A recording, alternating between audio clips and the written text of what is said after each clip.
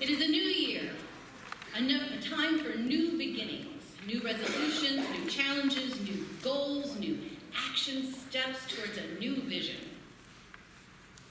Or perhaps a new year to take a stab again at last year's lingering goals, re-examine old problems, readdress still unresolved issues.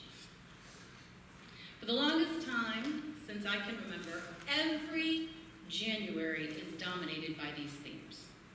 A new year, a new beginning. The book of Genesis starts in the beginning, when God creates. God created the heavens and the earth. For its authors, there is nothing that has come before.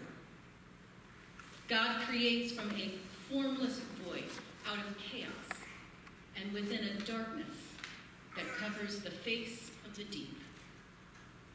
A wind from God sweeps over the face of the waters, ruha, a Hebrew word we translate as wind, but one that means so much more. Breath, spirit. God's breath, God's very spirit hovers over the waters and gently speaks all of creation into existence and calls it good. In the beginning, water, spirit, word. God's vision emerges. This is the beginning. God is the beginning. And God is doing a new thing. In your beginning, God created you. In the darkness of your mother's womb, you were formed. Through its waters, you emerged, breathed into existence by a divine love that desired to create. And desired to create you. Each of you and me in the unique particularity of our beings. And God called it good. I don't think that we can be reminded of this fact enough. God called you good. Good. But not God. Without God's divine vision, we humans often confuse the two, creating chaos instead of ordering it with a peaceful word. Mark's gospel also starts with the beginning of the good news of Jesus Christ, the Son of God. Prepare the way of the Lord, cries the Baptist from the wilderness. John baptizes with water, but one more powerful than he is coming, and he will baptize with the Spirit.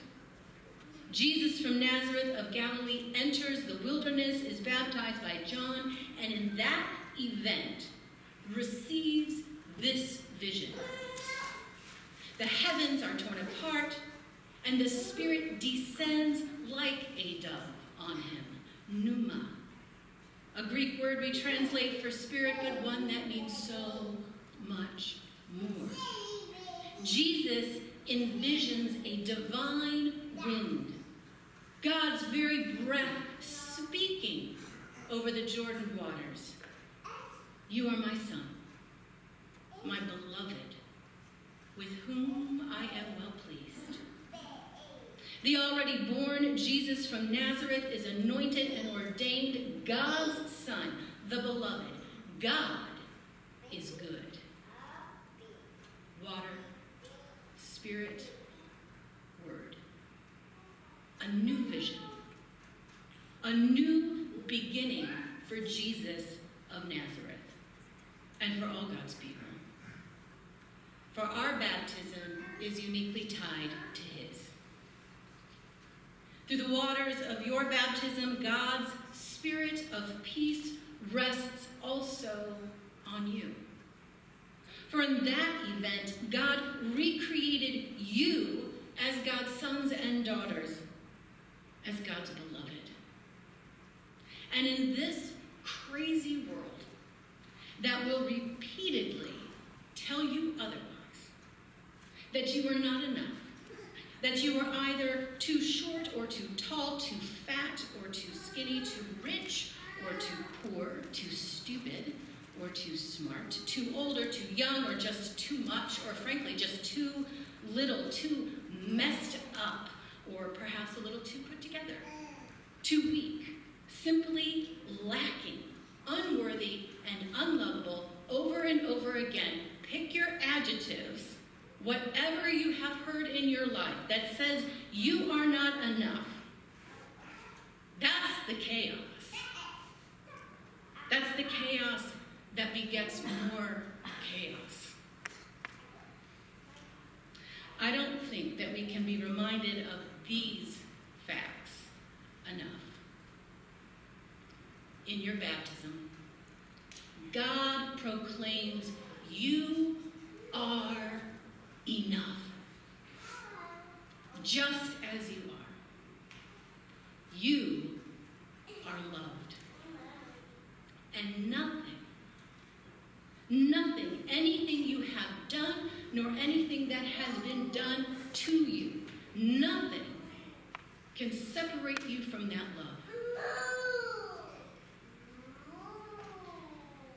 In receipt of that gift of love freely given, God anoints and ordains you, God's sons and daughters, God's beloved, with whom God is well pleased to go forth and share that love and the peace that divine love orders in your life through your baptism with others.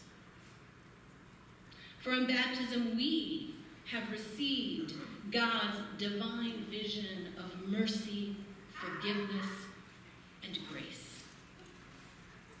God is our beginning and our new beginnings.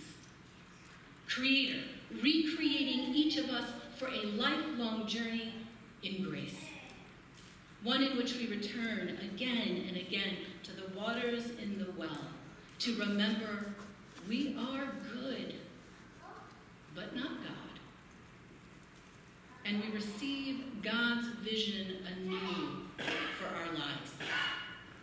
Discern that new thing that God is doing.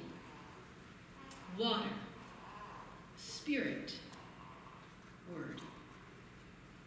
It's a new beginning for God's people, with the divine vision of grace for our lives in Jesus Christ. This year, every year, forever. Thanks be to God.